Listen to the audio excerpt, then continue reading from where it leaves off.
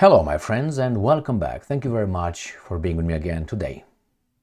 The United States of America, with its president, Donald Trump, plan to militarily invade Panama in order to take over the canal.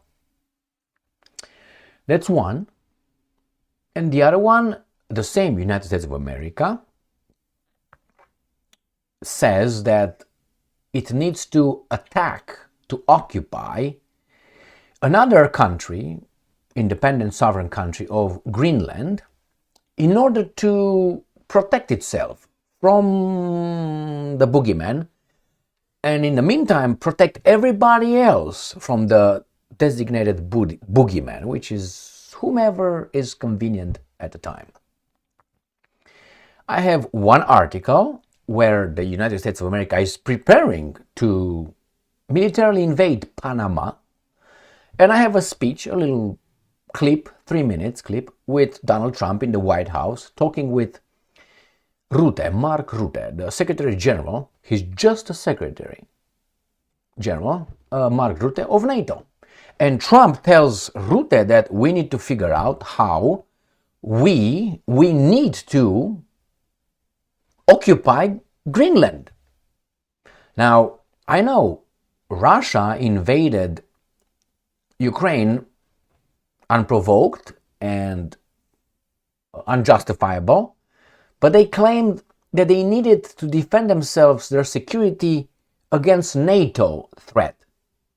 Now, Trump says they need to invade Greenland to protect itself from the Russian threat.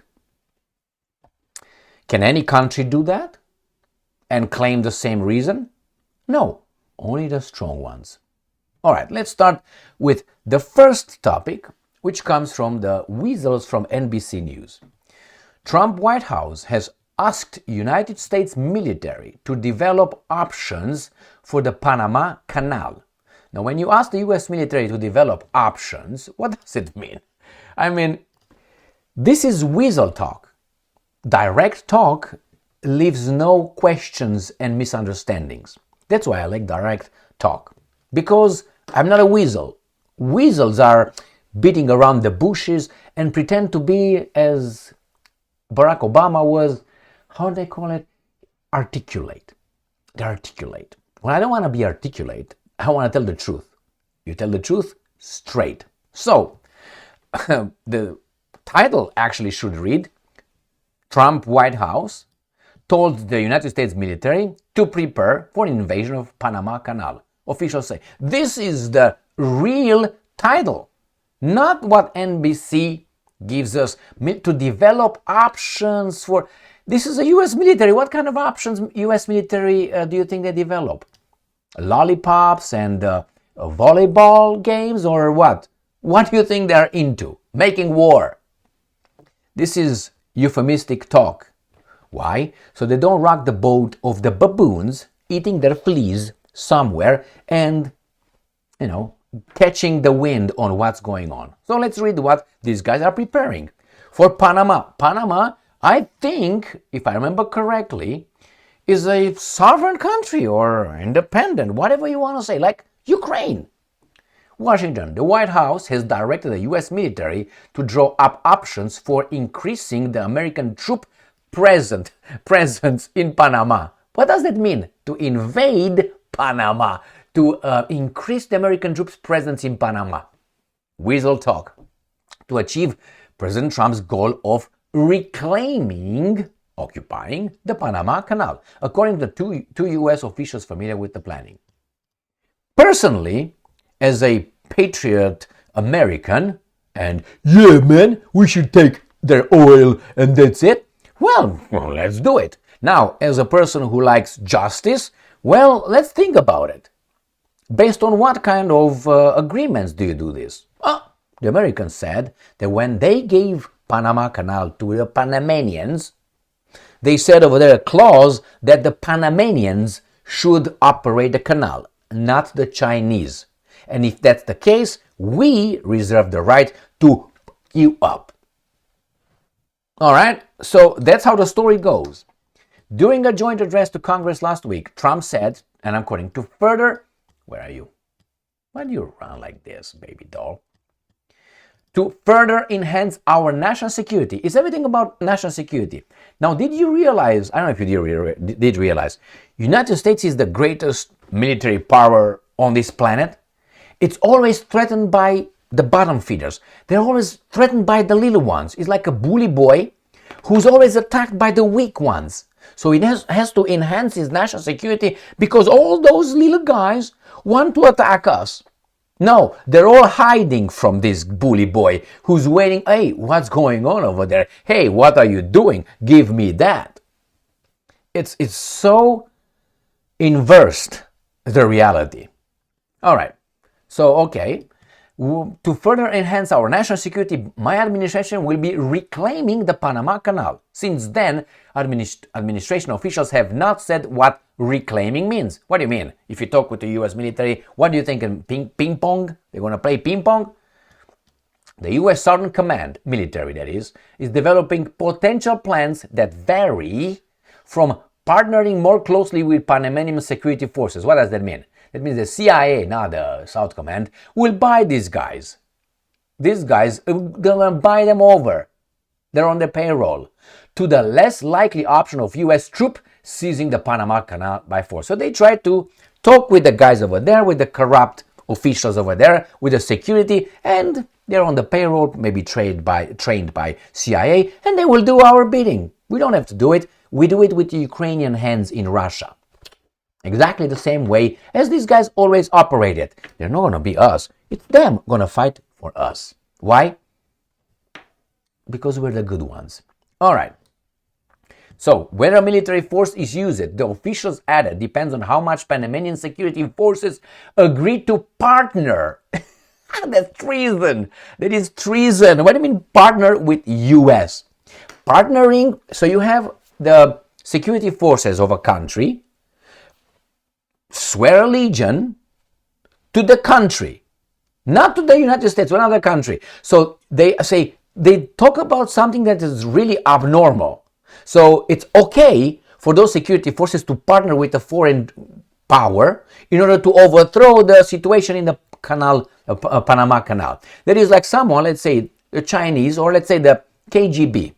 Let's say CIA would partner with KGB, with the Russians, in order to secure, I don't know, the Hoover Dam, let's say, or whatever. Wouldn't that be called treason as it is? What do you mean this Central Intelligence Agency will partner with a foreign power to do what exactly? To give that particular Panama Canal to that power? But you see how the words are over here? This is really, really outstanding. The Trump administration's goal is to increase the U.S. military presence in Panama to diminish China's influence there, particularly access to the canal, the official said.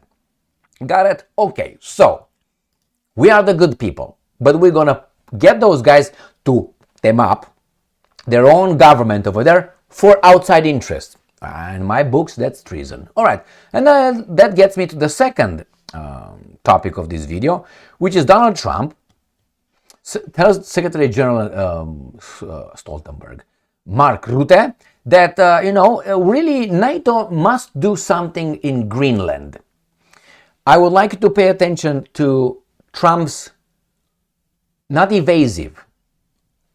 When you have a conversation, you have a linear conversation. Have you heard Elon Musk talk? That was supposed to be certain kind of problems or a genius sign. I don't buy it that way. You make your conclusion in your head in about half of a second, and you clearly expressed it from A to Z. When you say I will go from point A to point B, you don't say I might go from point A, but I could go from point AA to point BC, and then maybe I could go, but I don't want to go, but I could go. This is garbage.